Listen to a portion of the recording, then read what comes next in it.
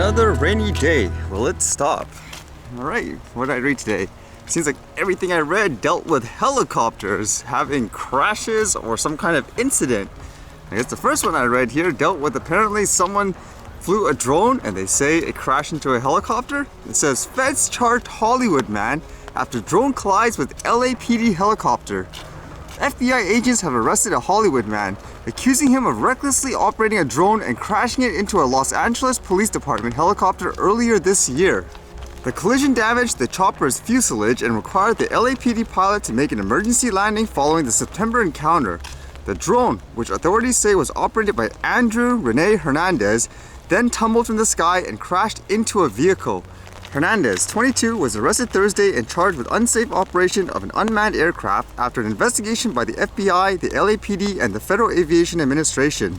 The potentially deadly collision occurred September 18th after Los Angeles police officers responding to a pre-dawn burglary call at a Hollywood pharmacy requested air support. As the LAPD helicopter flew toward the scene, the pilot spotted a drone and attempted to avoid the unmanned aircraft, according to the federal prosecutors. Despite evasive maneuvers, the drone struck the helicopter, forcing the pilot to make an emergency landing. As to why the person flew the drone, apparently he said he was flying the drone after he heard police vehicles and an approaching helicopter shortly after midnight, prosecutors said. So it's one of those out of curiosity stuff, like he says here, quote, to see what was going on.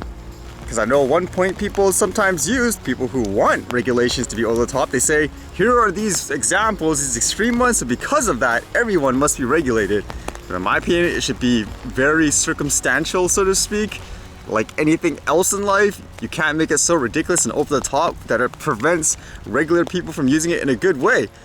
Whereas now I can use a real example for people who say, oh, you should always use these as reference, as reasons to justify over-the-top regulations. I can say, well, how about that missing person scenario? You're saying it's okay for those people just to die potentially because of stuff like that? I mean, there has to be balance there.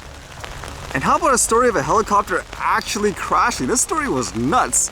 Apparently I had to deal with a helicopter transplanting a heart to go to a donor, but it crashed for whatever reason. You can see here, this one says, video captures Friday's heart transplant helicopter crash on Keck Hospital helipad. For some odd reason, it looks like it's going in for the landing or something like that. It just flips over. And other news reports, it says, helicopter transporting donor heart crashes on helipad at SoCal Hospital.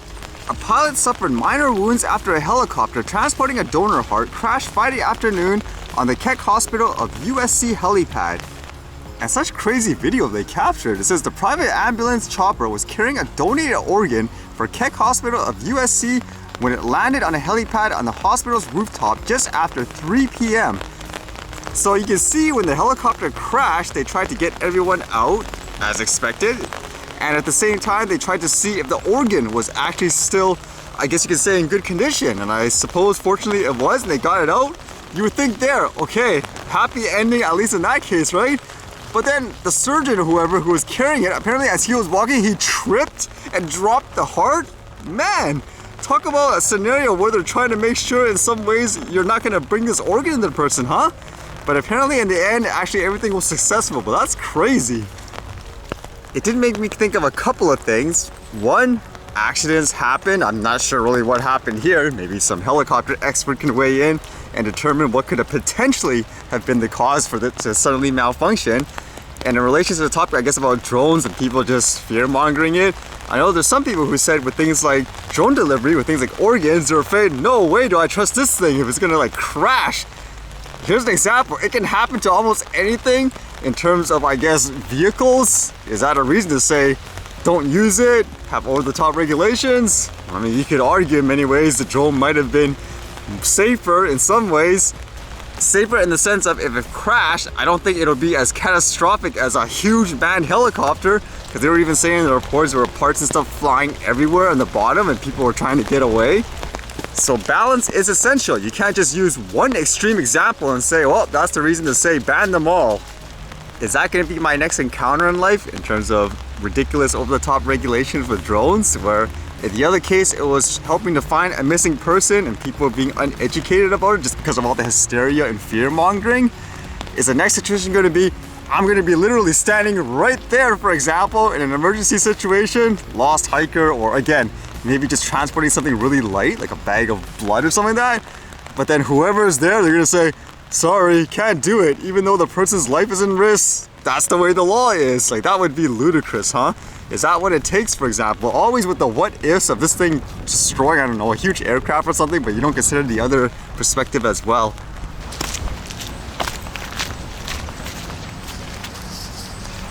Whoa, amazing. It's actually not raining on this side. Quick question, asking me how is the Mini 2 working out for me so far? I guess like with the small drones in general, it's great to have something portable because like today, you never know when all of a sudden you'll be able to fly. With the bigger drones, you'll be like, oh, forget it, I'll leave it or whatever. Whereas this one, you can carry it along with you. So that's basically universal. In terms of quality so far, if you wanted me to compare it more to the Mini, as I mentioned, it feels a lot better overall in general. One thing I did notice, actually, it kind of relates to that question where one of you asked, did I retire the Mavic Pro?